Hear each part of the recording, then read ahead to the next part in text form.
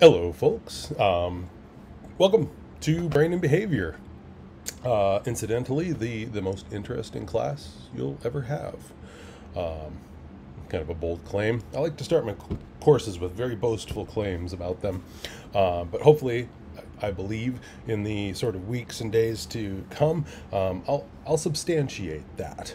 We're going to get into some of the most fascinating questions about not just down at the level of the neuroscience and sort of cutting edge science that's changing quite literally by the day, but we're also, and I'm going to try to continually kind of pull us back.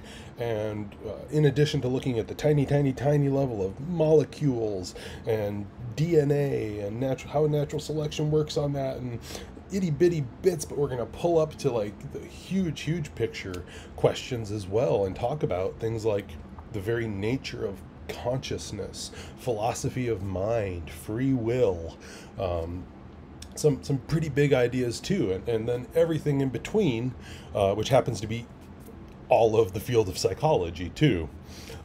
So again, we'll see if I substantiate these claims or not, but I feel pretty confident with it.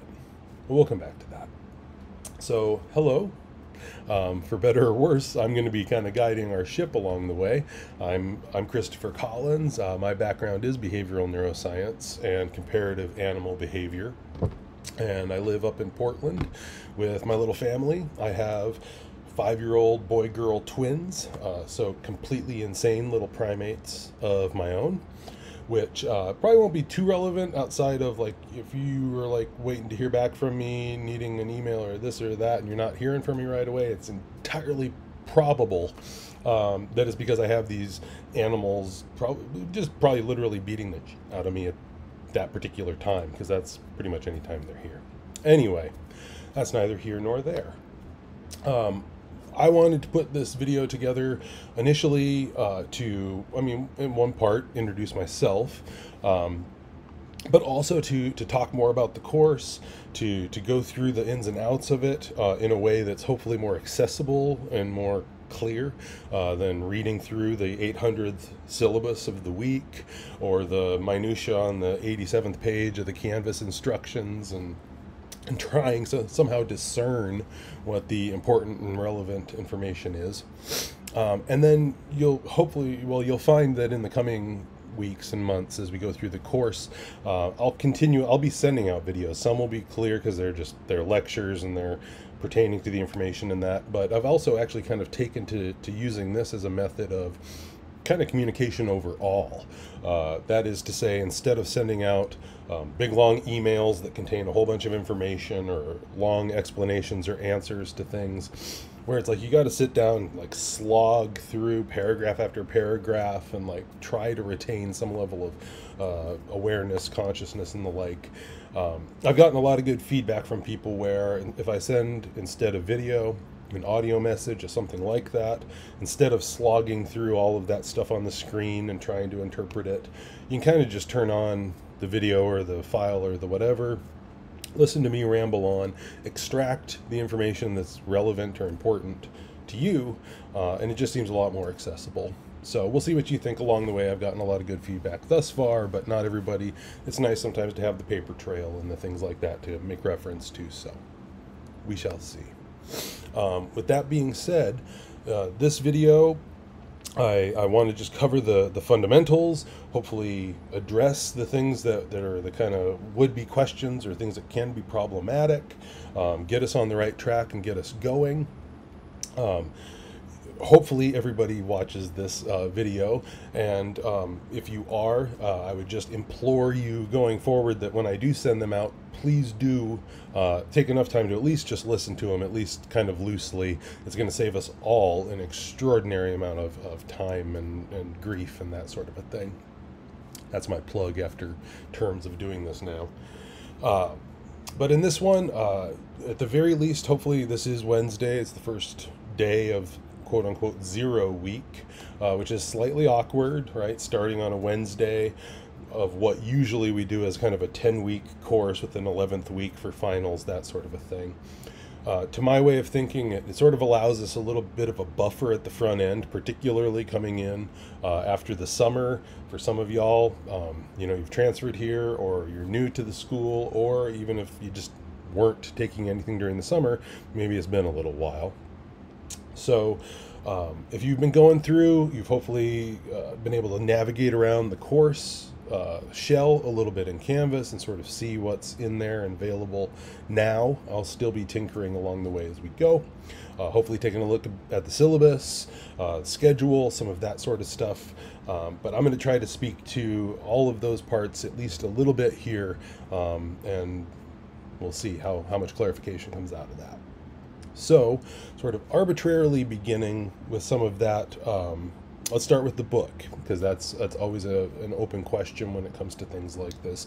We do have a textbook that is sort of assigned and is required for the course. It's Cowlitz Biological Psychology, and with that comes a platform too called MindTap, and some of you may be familiar already, some not at all. So I will say right here at the front end, I'm going to send out an additional video, probably later today or tomorrow, something like that, that more specifically kind of shows you, if you're not familiar with it, a few of the things, the steps, how to go through and make sure your stuff's being submitted, make sure you're getting the points and doing the right things in that. But the textbook will be absolutely necessary, but it's a bit confusing the way that you find it, for instance, in the bookstore's web page. It lists the textbook, and then it lists the MindTap platform, and they're kind of two separate entities. Now, for probably most people, at least in my experience, what they've tended to do is to get the book, and then also to get the MindTap, and then to use those things in tandem. I'm a person who very much wants to have a physical book in my hand, and so that's kind of my preference. One of the things that isn't made clear on that page, but I want to make sure you understand now, is that if you are good with using a digital book, an ebook version instead of an actual paper book in your hands, MindTap has the whole textbook within it. And so there is no need to separately purchase a textbook if you're perfectly fine using the ebook that is contained within MindTap itself. That's a personal choice, whatever your inclination is there. It is nice. Of course, the MindTap has all manner of features. I'll talk about that in a moment. But one of them that I love is that it has the read aloud factor. The voice is very annoying. It's not pleasant. But it's a great way, for instance, if you're trying to get some of these concepts down, you have long drives you have to go on, runs that you're going on, something like that, you can always have that platform and listen to the information in addition to reading it, some things like that too. So, for what it's worth about the book. Since we're already talking about MindTap, I'll go ahead and stick there for right now. You have likely seen then on the syllabus and in the course description and the like that where the rubber meets the road in terms of what is going to be expected in terms of work and scores, grading, all of that. One part is assignments done within MindTap. So that's what I'm going to come back to here in 1 second. In addition to MindTap, there is also the discussion forums within Canvas where we'll be interacting. And then, of course, there are going to be exams that are associated with the course too. And I'll arrive there soon enough. So to come back quickly to MindTap. Now, this platform, I'll say right out of the gates, is not my favorite. It's a little clunky, it's a little awkward, but it has a lot of good features about it. Now, as far as what we specifically will be doing in our class, that will be graded, that will go into the final assessment of grades. Within MindTap, we will be doing what are called comprehension checks, and we'll be doing the chapter tests. They call them tests, quizzes, whatever it is, at the end of each of the chapters. So let me explain a bit about that, because there are other assignments within MindTap. There are things called like mastery training. There are lab quizzes or video quizzes. There are these different things located throughout that you're going to find as you're making your way through there. what I've done is traditionally we only use, again, the comprehension checks and the chapter test quiz that actually go towards your score. And I'll show you what that looks like in this other video that I'll make. I leave the other exercises in there and available to you, and I think they call them like practice or something like that, because they are still useful. But there's, we're not going to be doing every single possible thing that exists on that platform towards our grades. Part of the reason I'm emphasizing this has proven to be very confusing to people in the past who don't do the comprehension checks, do like mastery training, something like that, and then we don't know until the end of the term that they've done all of the wrong work, haven't done any of the points that they're supposed to have actually done. So we're trying to avoid that here. So the mastery trainings, the video quizzes, the lab quizzes, the things that should all be labeled as practice are just that. I leave them there because they're nice tools. They're great. A lot of people really like to have them for studying, for preparation, as a resource, that sort of a thing. But do understand that not all of it goes into the actual grade itself. MindTap exists as a sort of independent platform in relation to our Canvas shell. So as you go through our Canvas shell, that's where the discussion forums are going to be, that's where your assignments and everything's going to be listed, all the stuff you get from all the other courses. When you move over into MindTap, you're going through the book, you're going through the exercises, that sort of a thing. One thing to note is that each of those is independent. MindTap keeps a grade book of its own. So as you complete the comprehension checks, the points go into that grade book. As you do the chapter, test, quiz, whatever thingies, the points go into that grade book. I will transfer those manually at the end of the term into our Canvas grade book. So just understand at the outset that we kind of have two planes of existence to some degree, but once you sort of know that, it's extremely easy to understand how to go back and forth between the two of them. I can't think of anything else specifically right now to say about the MindTap outside of you should be able to find the links. I've placed them all throughout the syllabus, all throughout Canvas, that should get you to our course online.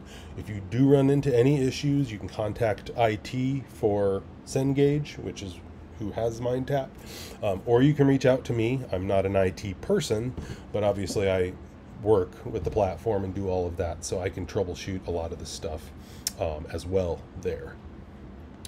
And I guess I'll leave MindTap there for now.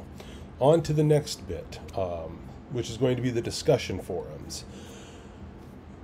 The discussion forums are extraordinarily informal, which is really nice, but that kind of cuts both ways. So let me explain what I mean by that. We're going to have weekly discussion forums, which are, at least in relation to some of the other classes, are very, they're not scripted, right? By which I mean it isn't read this and respond to this, or do this questionnaire or this inventory or this something and write about it. That's not the kind of thing we're doing here. Each week what you're going to find is it's a profoundly open-ended question that says, so you've been reading some right? What struck you? What was interesting? What moved you? What either kind of blew your mind, or, oh, that's really relevant because my aunt suffers from blah, blah, blah, and this feeds right into that. Or you can take it in just about any direction that you want to go. It's open-ended. You have an extraordinary amount of freedom, which also means that in terms of like content, there's not a wrong answer to it, right? There's not a, I'm looking for you to say X, Y, and Z, and so you damn well better say those things. It's fully open-ended, and so whatever direction you choose to take it is the right answer.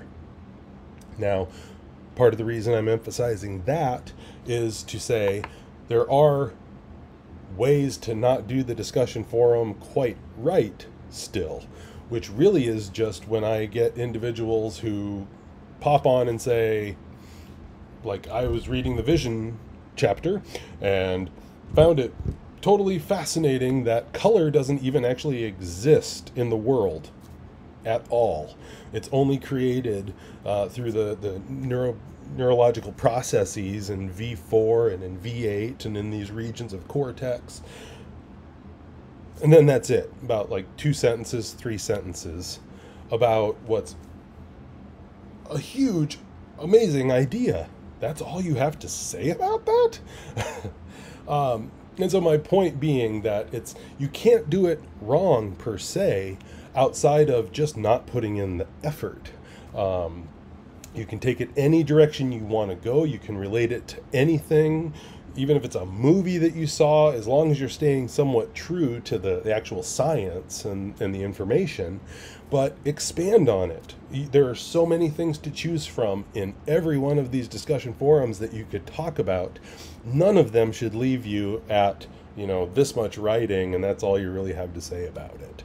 So, you don't have to write novels. You don't have to be super expansive and flowery and use all this amazing prose and the like, but just show that you're thinking about it, right? That's all it is. What struck you? How have you thought about it? What relevance does it have?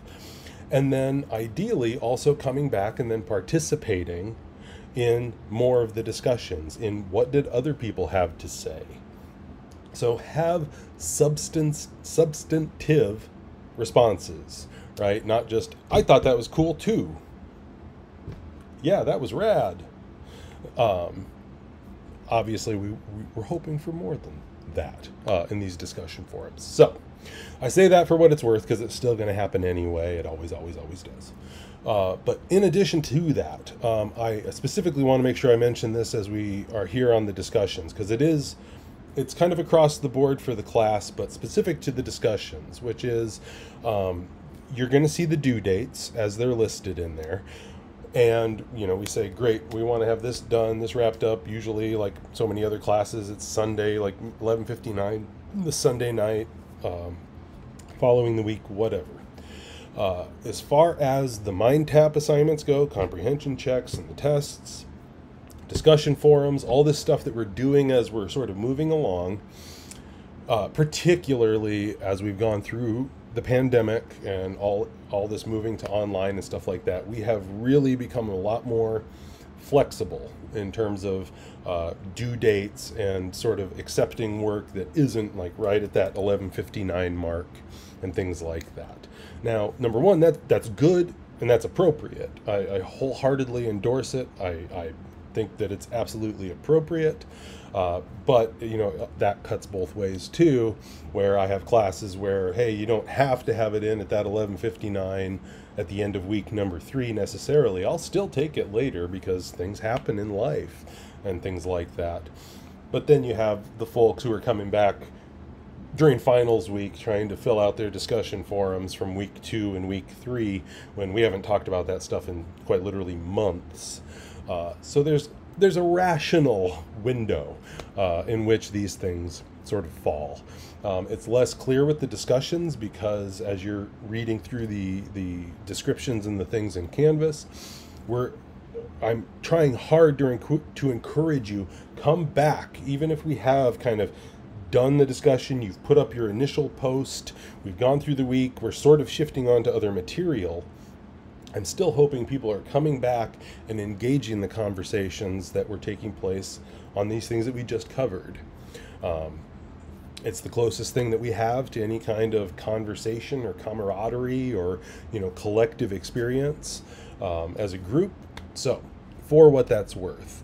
And then just to tie back to what I was saying a moment ago, to be clear about these due dates and the like, I mentioned with MindTap, I'm not going to go into that grade book and take those points over into Canvas till the end of the term. That means if you don't do your comprehension checks or your chapter tests or something like that in week 1, 2, 3, 4, whatever, they're all still hanging out there, you can do them in week 8. You can do them in week 6. You can do them in week 11 if you want to, provided it's before I go in and get those grades out. That's completely up to you.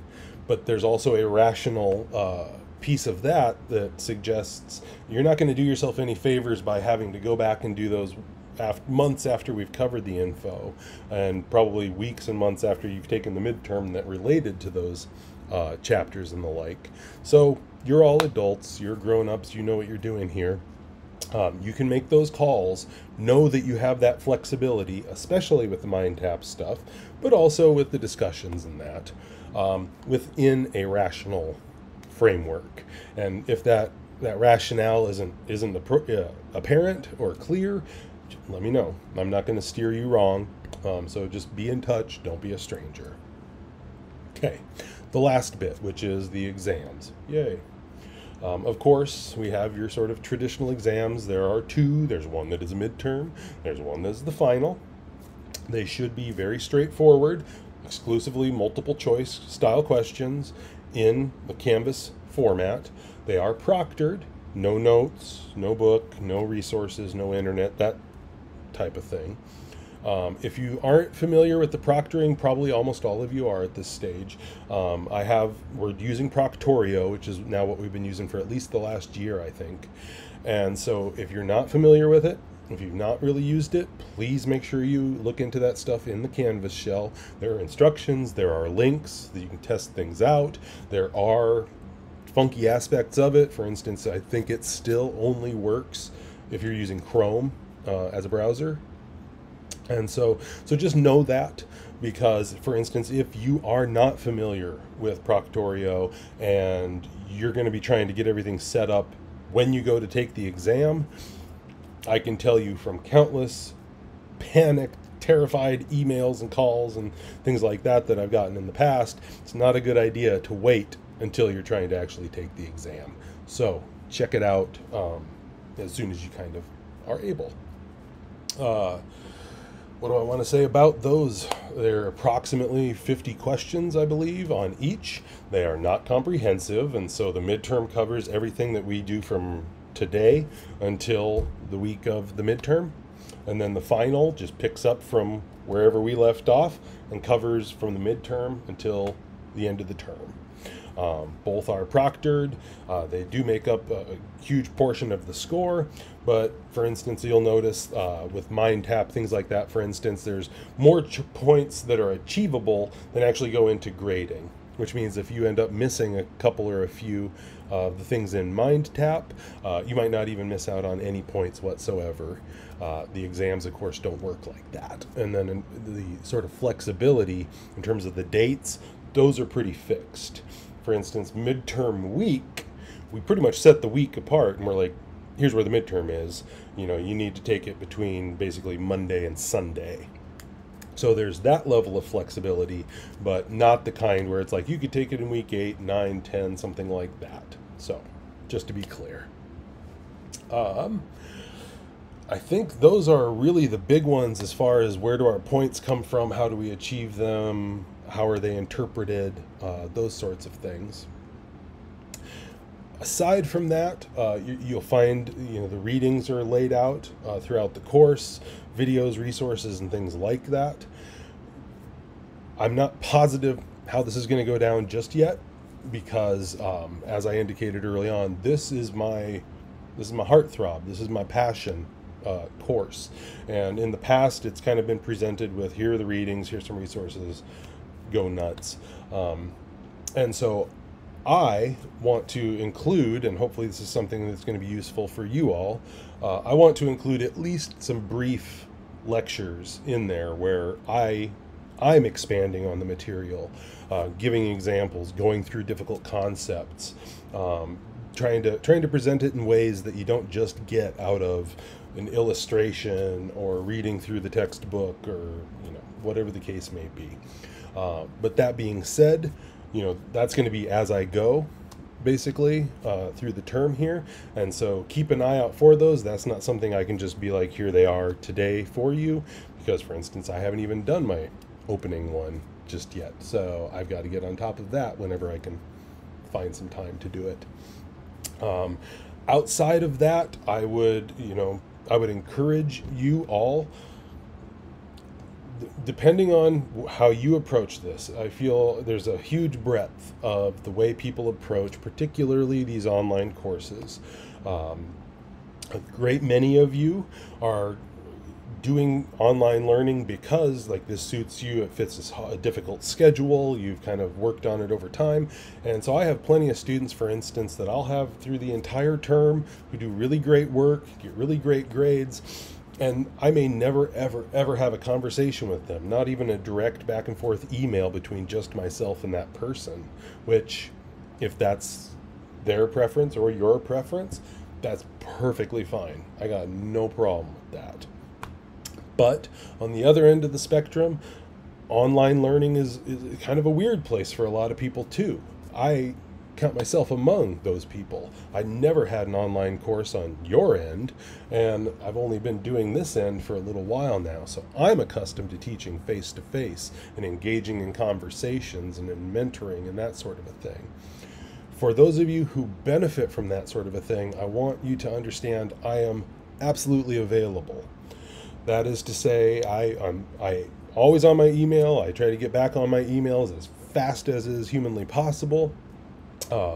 If you, I don't technically have office hours, but for those who do better in working with me or, engaging conversation, whatever, I'm always available for phone conversations, for Zoom chats. Sometimes, for instance, too, enough students will be interested, so we'll set up just kind of a collective meeting to either go over some items, almost like a study session sort of thing.